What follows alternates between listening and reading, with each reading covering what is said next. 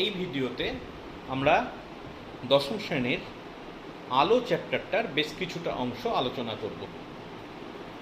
তোমরা প্রতিফলন সম্পর্কে শুনেছ, নবম শ্রেণীতে ছিল আলোর প্রতিফলন।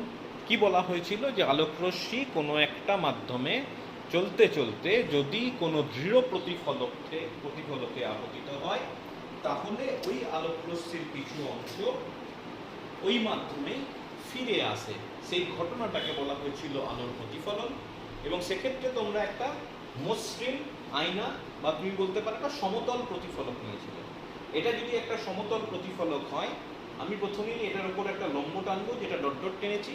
এবার একটা আলোকরশ্মি দেখাচ্ছি যে একটা আলোকরশ্মি এই দর্পণটার উপর আপতিত হলো, তাহলে আমি সেক্ষেত্রে নাম দিলাম এ ও। রশ্মিটার কিছু অংশ প্রতিফলিত হলো ওবি রূপে, তাহলে এ ওটা হচ্ছে আপতিত রশ্মি, ওবিটা হচ্ছে প্রতিফলিত রশ্মি। এবং তোমরা এটা জানো যে অ্যাঙ্গেল এ ও এন এটাকে বলা হয় আপতন কোণ, এবং অ্যাঙ্গেল বি ও এন এটাকে বলা হয় প্রতিফলন কোণ। প্রতিফলনের সূত্র তোমরা পড়েছো, যেখানে বলা হয়েছিল যে আপতন কোণ আর প্রতিফলন কোণ সবসময় সমান সমান হবে। এখন এটা কিন্তু সব ক্ষেত্রে প্রযোজ্য, যেভাবেই আলোর প্রতিফলন হোক না কেন এই সূত্রটা প্রযোজ্য হবে। তো আমরা কিন্তু আজকে সমতল দর্পণ নয়, আমি হেডিং দিয়েছি দেখো, বক্রতলে আলোর প্রতিফলন নিয়ে আলোচনা করব। বক্রতলে আলোর প্রতিফলন মানে কি? অবশ্যই প্রতিফলকটা সমতল হবে না, প্রতিফলকটা সমতল হবে না, একটু বক্র হবে।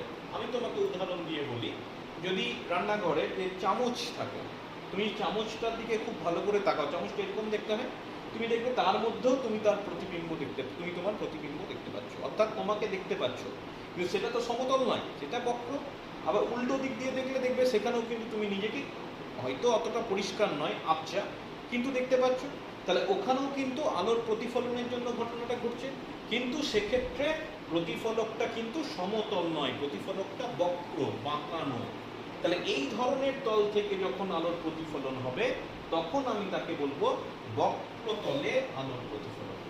ঠিক আছে? আর ওই ধরনের দর্পণগুলো যেগুলো সমতল নয়, মোটামুটি এরকম দেখতে হয়, সেটা যদি একটা গোলকের অংশ বিশেষ হয়, তাহলে সেক্ষেত্রে সেই জাতীয় দর্পণকে আমি বলবো গোলীয় দর্পণ। মানে এরপর থেকে আমার আলোচনা আর সমতল দর্পণ নয়, আমার আলোচনা হয়ে যাচ্ছে গোলীয় দর্পণ।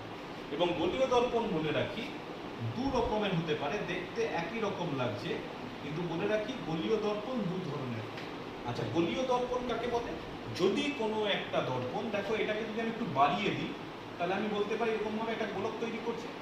একই রকম ভাবে আমি যদি এই দর্পণটা যেটা এইভাবে ছিল, সেটাকেও যদি বাড়িয়ে দিই, দেখো এটা একটা গোলকের মতো তৈরি করছে। তাহলে আমি বলতে পারি যে দুটো দর্পণের কথা বললাম, দুটো দর্পণ বা দুটো ধরনেরই দর্পণ কিন্তু একটা গোলকের অংশ বিশেষ। যদি কোনো দর্পণ একটা গোলকের অংশ বিশেষ হয়, তাহলে সেক্ষেত্রে আমি সেই ধরনের দর্পণকে গোলীয় দর্পণ বলবো। ঠিক আছে?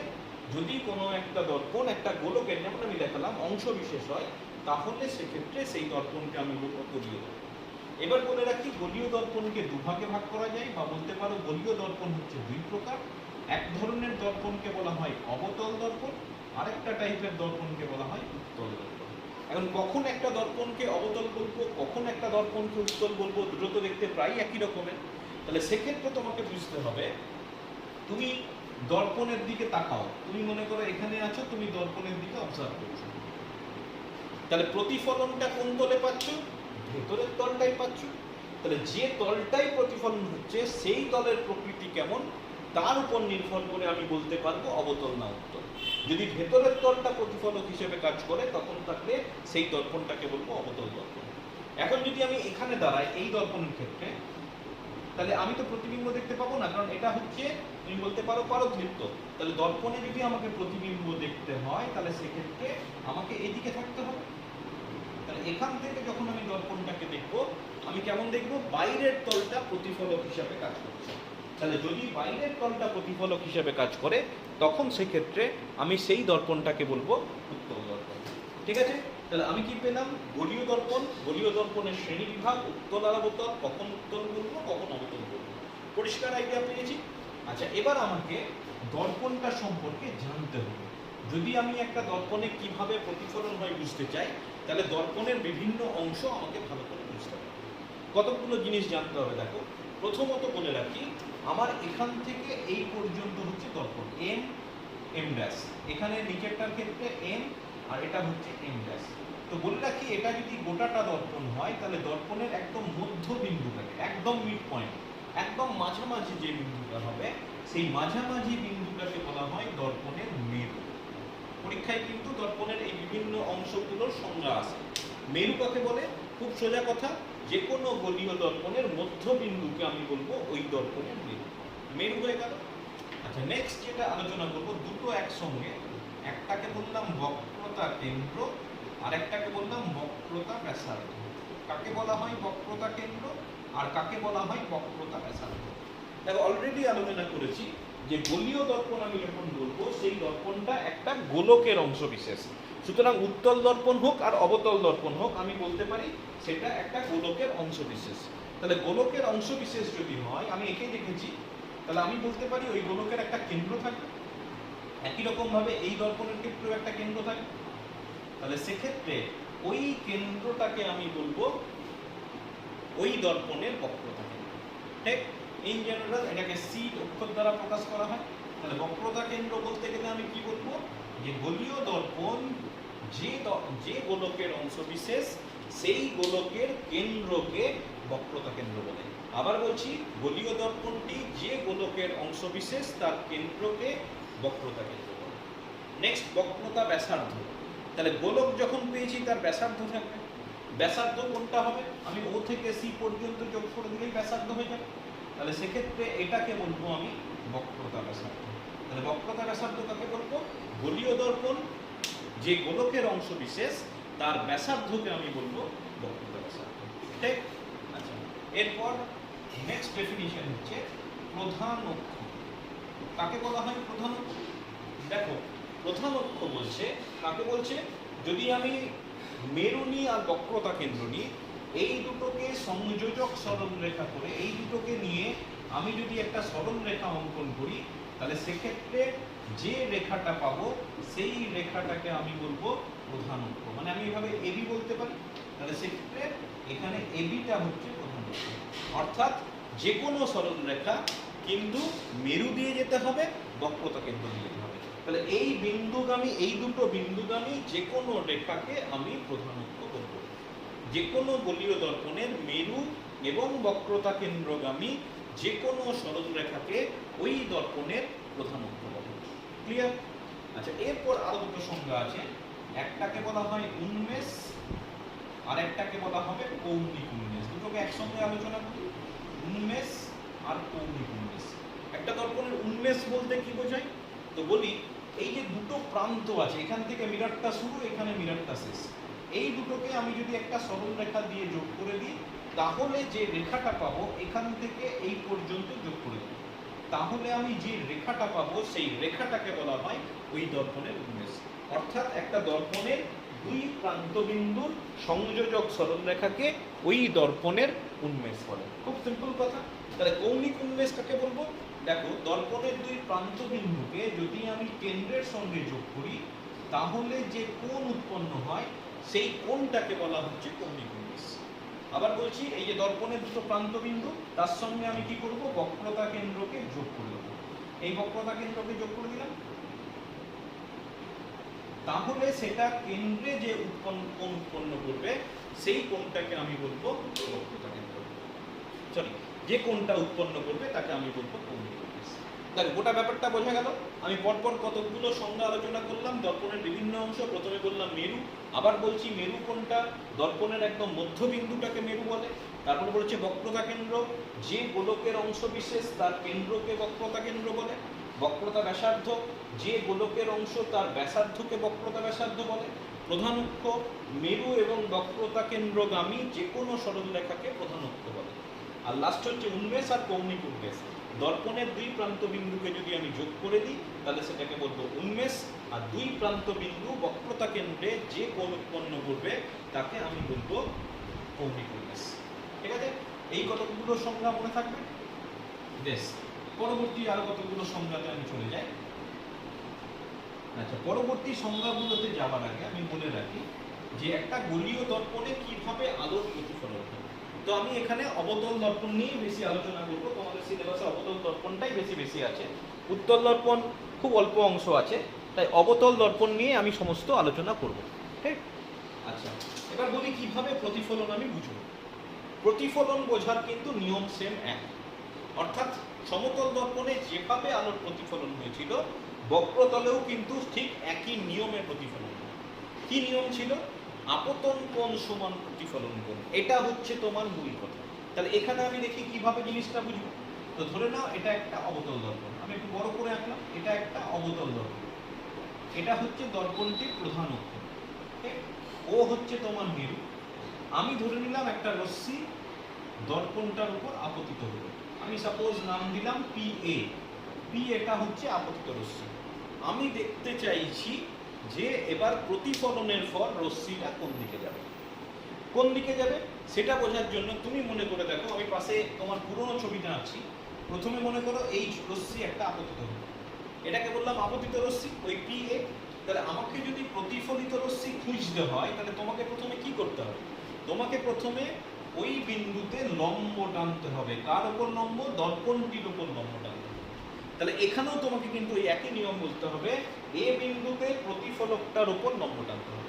তুমি বলে প্রতিফলকের উপর লম্ব টানবো কি করে? এটা তো বক্রতল, বক্রতল হতে পারে, কিন্তু সেই বক্রতলের আমি যদি একটা খুব অল্প অংশ কেটে নিই, দেখো বোঝাবার জন্য আমি একটু মুছে দিলাম, যে এই অংশটা যদি কেটে নিই, দেখো এই অংশটাকে কিন্তু আমি একটা স্ট্রেট লাইন বলতে পারি। মানে প্রতিটা গলীয় দর্পণকে একটা ক্ষুদ্র অংশ যদি কাটা হয় তাহলে সেই ক্ষুদ্র অংশটা সবসময় একটা সমতল দর্পণের মতো কাজ করে। তাহলে মনে মনে ভাবতে পারি এটা একটা সমতল দর্পণ, তাহলে সমতল দর্পণের উপর আমি লম্ব টানতে পারবো। তাহলে মনে করে তুমি এই সমতল দর্পণের উপর লম্বটা টেনে দাও, লম্ব টেনে দিলাম, এমন ভাবে টানতে হবে যেন এটা লম্ব হয়। আচ্ছা, এবার তোমাকে বলে রাখি, লম্বটা যে বিন্দুতে ছেদ করবে সেটা অবশ্যই বক্রতা কেন্দ্র, কারণ এটা গোলকের একটা ধর্ম বা বৃত্তের একটা ধর্ম, যে আমার যদি এটা একটা বৃত্ত হয়, বৃত্তের কোনো বিন্দুতে যদি আমি স্পর্শক টানি, স্পর্শকটা সবসময় ব্যাসার্ধের সঙ্গে লম্ব হয়, এটা সবসময় মনে রাখবে। তাহলে এখানে যদি আমি যখনই লম্ব টানবো সেই লম্বটা অবশ্যই কেন্দ্রবিন্দু দিয়ে যাবে, এই যে লম্বটা সবসময় কেন্দ্রবিন্দু দিয়ে যাবে, তাহলে ওটা হয়ে যাবে বক্রতা। তাহলে এই কোণটা হয়ে গেল আপতন কোণ, তাহলে আমি বলতে পারি এই কোণটা হয়ে গেল আপতন কোণ।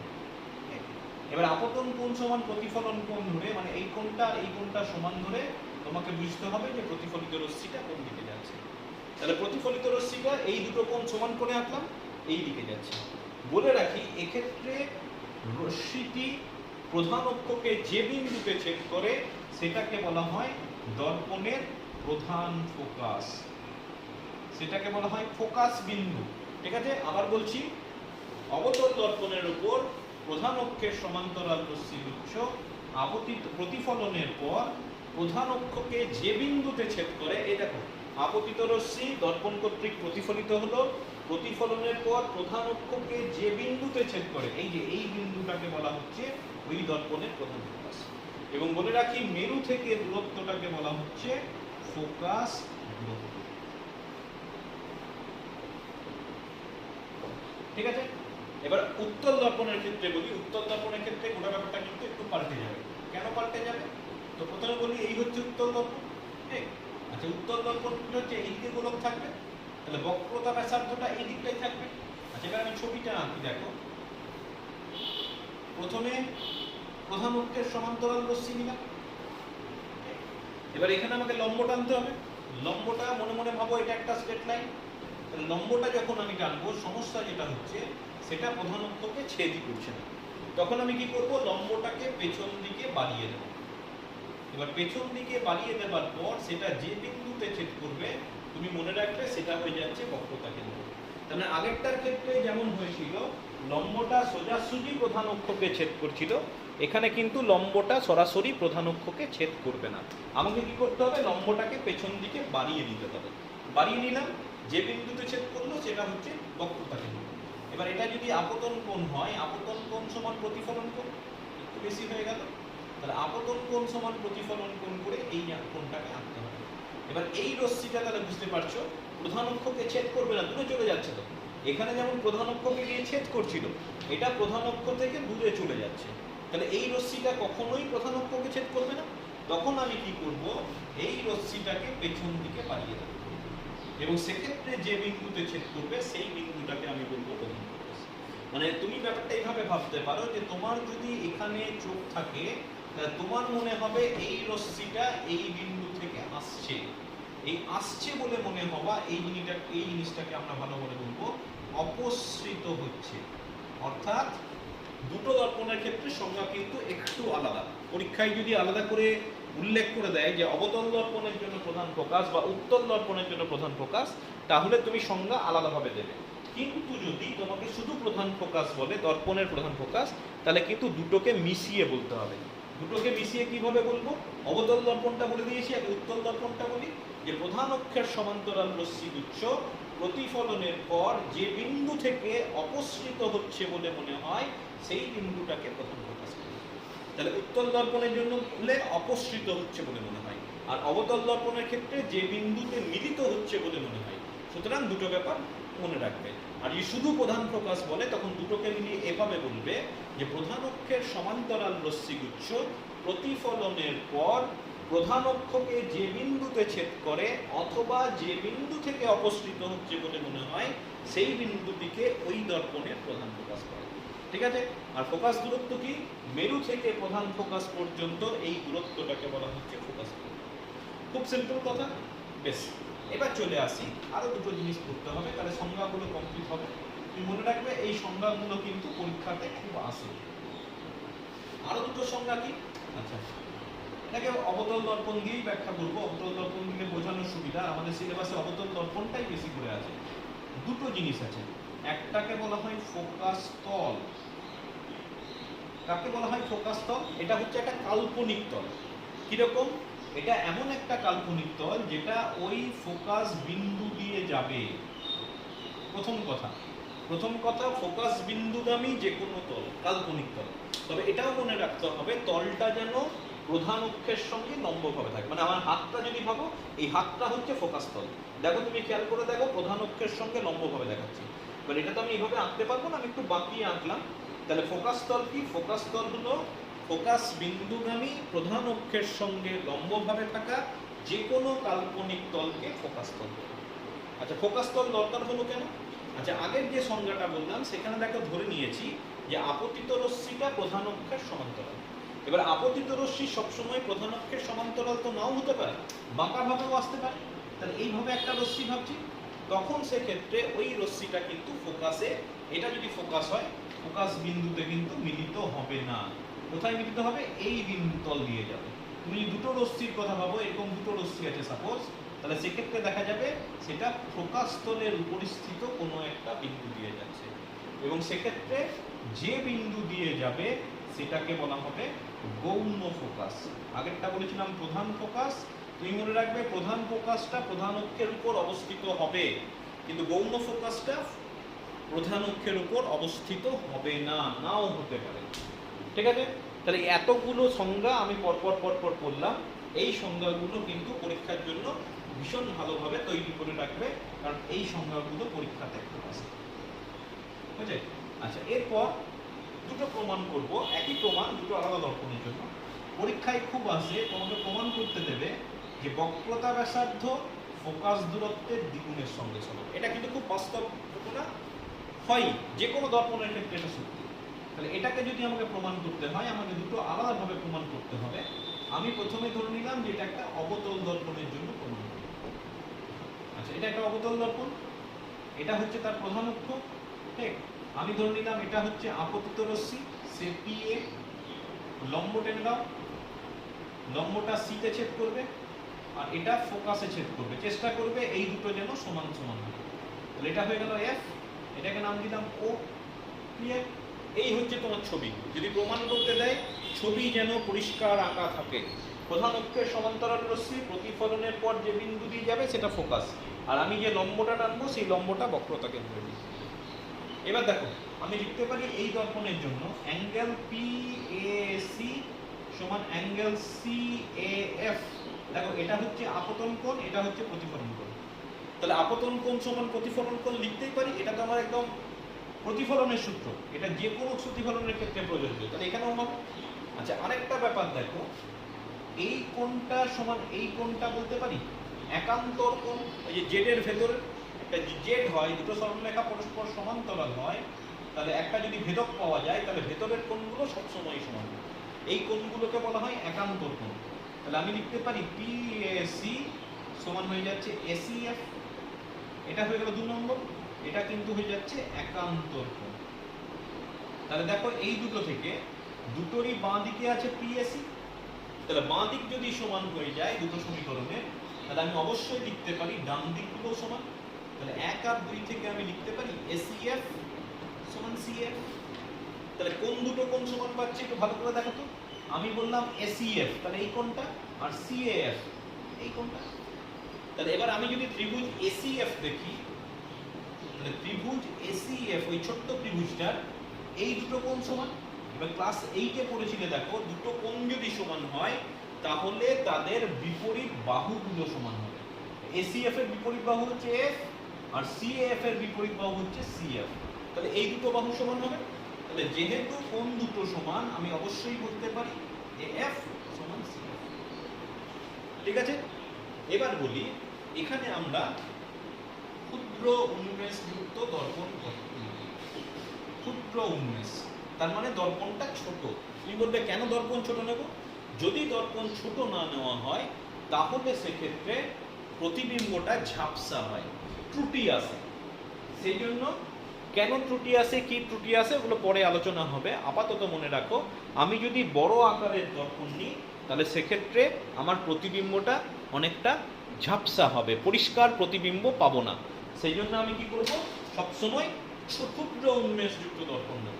তাহলে ক্ষুদ্র উন্মেষযুক্ত যদি দর্পণ হয় তাহলে এ বিন্দু আর ও বিন্দুকে কাছাকাছি বলবো। তাহলে সেক্ষেত্রে আমি অবশ্যই লিখতে পারবো এএফ সমান ওএফ। এবার 3 আর 4 দেখো, দুটোরই বাঁ দিকে আছে এএফ, তাহলে 3 আর 4 থেকে আমি লিখতে পারি of must be equal to CF. এবার তুমি ভাবো ওসি, এটাই হচ্ছে বক্রতা ব্যাসার্ধ, ওসি সমান লিখতে পারি ওএফ প্লাস এফসি। তাহলে এটাকে আমি লিখতে পারি ওএফ প্লাস এফসি মানে হচ্ছে ওএফ, তাহলে ওএফ প্লাস ওএফ, তাহলে এটা পড়ে থাকছে ওএফ। এবার আমি 2 ওএফ দূরত্বটাকেই দেখো বলা হচ্ছে ফোকাস দূরত্ব। তাহলে সেক্ষেত্রে আমার প্রমাণ হয়ে গেল যে বক্রতা ব্যাসার্ধ সবসময় ফোকাস দূরত্বের দ্বিগুণের সঙ্গে সমান। পরীক্ষায় প্রশ্ন থাকে যে ফোকাস দূরত্ব যদি 10 সেন্টিমিটার হয় বক্রতা ব্যাসার্ধ কত হবে? বক্রতা ব্যাসার্ধ তার দ্বিগুণ মানে 20 সেন্টিমিটার হবে।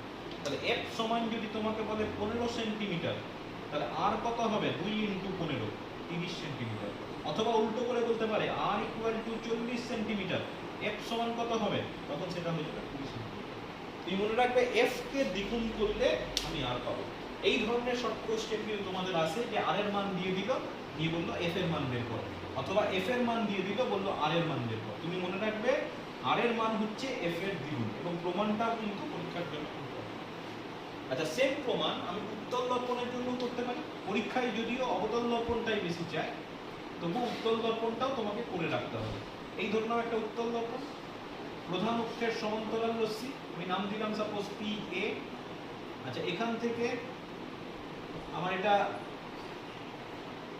লম্বটা টানবো, এবং তুমি জানো লম্বটা যে বিন্দুতে ছেদ করবে সেটা হয়ে যাবে আলোক কেন্দ্র, আর এখান থেকে প্রতিফলিত রশ্মিটা যাবে, প্রতিফলিত রশ্মিটাকে পেছন দিকে বাড়ালে যে বিন্দুতে মিট করবে সেটা হয়ে যাবে তোমার ফোকাস। আচ্ছা, পেছনের অংশটাকে সবসময় ডট ডট দিয়ে বোঝাবে। আচ্ছা, একটু নাম দিই, এটা এ, সাপোজ এটা নাম দিলাম এন, এটা নাম দিলাম ডি। দেখো এবার তুমি কি লিখতে পারো? প্রথমত আপতন কোণ সমান প্রতিফলন কোণ লিখতে পারি, PAN ইকুয়াল টু NAP। এটা হয়ে গেল আপতন কোণ সমান প্রতিফলন। এবার ছবি থেকে দেখো, এটা বললাম PN। আচ্ছা, এটা হচ্ছে একটা রেখা, তাহলে এই দুটো কোণকে আমি বলতে পারি অনুরূপ কোণ। ওই যে পড়েছিলে না, দুটো সরল রেখা যদি সমান্তরাল হয় তাহলে এই কোণটা সমান এই কোণটা হবে। আমি সেই জিনিসটা বলতে চাইছি, এই কোণগুলোকে অনুরূপ কোণ বলে। তাহলে এখানে এই সরল রেখাটা আর এই সরল রেখাটা, আর এটা হচ্ছে ছেদক, তাহলে সেক্ষেত্রে আমি লিখতে পারি PAN সমান হয়ে যাবে ACF। এই কোণটাকে বলা হচ্ছে অনুরূপ কোণ। আচ্ছা, NAB, এটা হচ্ছে NAB, আমি স্ট্রেট দাগ দিলাম। আচ্ছা, NAB এর সঙ্গে এটাকে সমান বলতে পারি কি বলে? বিপ্রতীপ কোণ।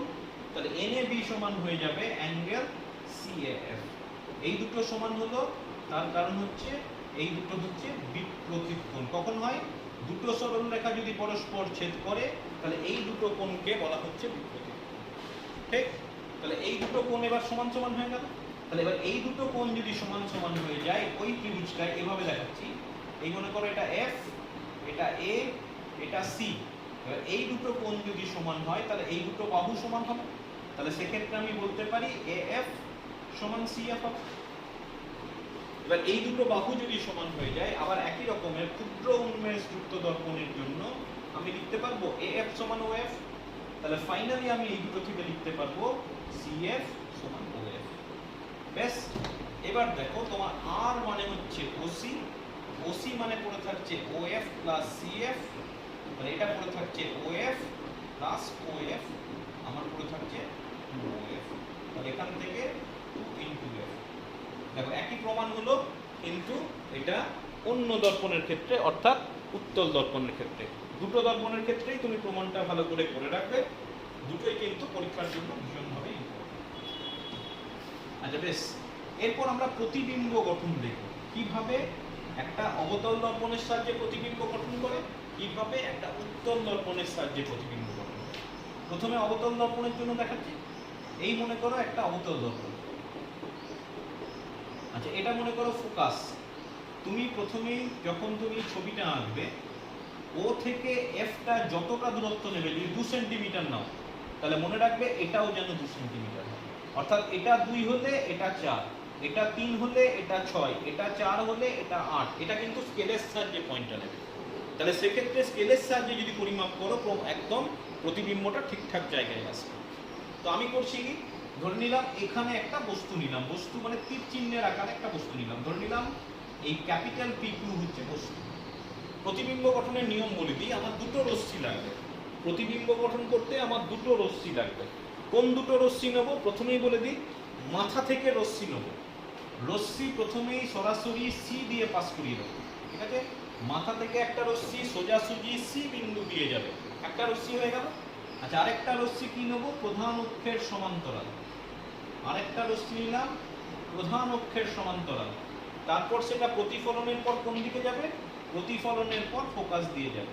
দেখো রশ্মি দুটো এখানে মিট করেছে, তাহলে তুমি বলতে পারো এখানে আমি স্মল পি কিউ যেটা নিলাম সেটা প্রতিবিম্ব গঠন। আবার বলছি, প্রতিবিম্ব গঠনের জন্য তোমার দুটো রশ্মি লাগবে, দুটো রশ্মি মাথা থেকে বের করব। একটা রশ্মি সোজাসুজি বক্রতা কেন্দ্রের মধ্য দিয়ে যাবে, আর একটা রশ্মি প্রধান অক্ষের সমান্তরাল হয়ে প্রতিফলিত হবে এবং প্রতিফলনের পর ফোকাস দিয়ে যাবে। বাস, এই দুটো রশ্মি যেখানে মিট করবে সেখানেই প্রতিবিম্ব। তুমি যদি এই মাপটা ঠিকঠাক নাও, তাহলে তুমি একদম ঠিকঠাক জায়গায় প্রতিবিম্ব পাবে। আচ্ছা, প্রতিবিম্বের বৈশিষ্ট্যটা কেমন? দুটো রশ্মি সত্যি সত্যি মিলেছে, তাহলে সেক্ষেত্রে প্রতিবিম্ব সৎ। দেখো, প্রতিবিম্বটা বস্তু সাপেক্ষে উল্টানো, তো উল্টানোটাকে বলা হয় অবশীর্ষ। ঠিক আছে? এবং অবভিয়াসলি এখানে দেখাই যাচ্ছে আকারে ছোট, আর সি আর এফ এর মাঝামাঝি জায়গায় থাকে। ঠিক আছে? প্রতিবিম্বটা সি আর এফ এর মাঝামাঝি জায়গায় থাকে। বোঝা গেছে? আরেকটা প্রতিবিম্ব আঁকা আমি দেখাই। এটা সৎ বিম্ব দেখালাম, একটা অসৎ বিম্ব দেখাই। মনে করো এই হচ্ছে তোমার একটা অবতল দর্পণ। অবতল দর্পণে কিন্তু সৎ বিম্ব হতে পারে, অসৎ বিম্ব হতে পারে। এটা মনে করো এফ, এটা মনে করো সি। আবার বলছি, এটা 3 নিলে এটাও 3 নেবে। তাহলে এটা এফ, এটা সি করে দিলাম। এটা এফ, এটা সি করে দিলাম। আচ্ছা, একটু এদিকে আঁকছি আমি।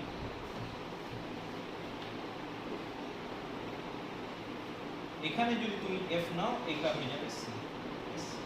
এবার তোমাকে বলে রাখি, অবতল দর্পণে যদি অসৎ বিম্ব নিতে হয়, তাহলে বস্তুটাকে ফোকাসের মধ্যে নিতে হবে। হ্যাঁ, ও আর এফ এর মধ্যে বস্তু নিলে তবে অসৎ হবে, না অসৎ হবে না। আচ্ছা, নিয়ম আবার মেনে চলো। প্রথম রশ্মিটা সোজাসুজি সি এর মধ্যে দিয়ে যাবে। আরেকটা রশ্মি কি হবে? প্রধান অক্ষের সমান্তরাল দর্পণে আপতিত হবে, প্রতিফলনের পর সি এর মধ্যে দিয়ে যাবে। ঠিক আছে? একটা রশ্মি সোজাসুজি আলোক কেন্দ্রের মধ্য, বক্রতা কেন্দ্রের মধ্য দিয়ে যাবে। আরেকটা রশ্মি প্রধান অক্ষের সমান্তরাল ভাবে আপতিত হবে, প্রতিফলনের পর ফোকাসের মধ্য দিয়ে যাবে। দেখো, রশ্মি দুটো পরস্পর দূরে সরে যাচ্ছে, এগুলোকে বলা হয় অপসারী রশ্মি। তাহলে কখনোই মিট করবে না। তখন আমি কি করব?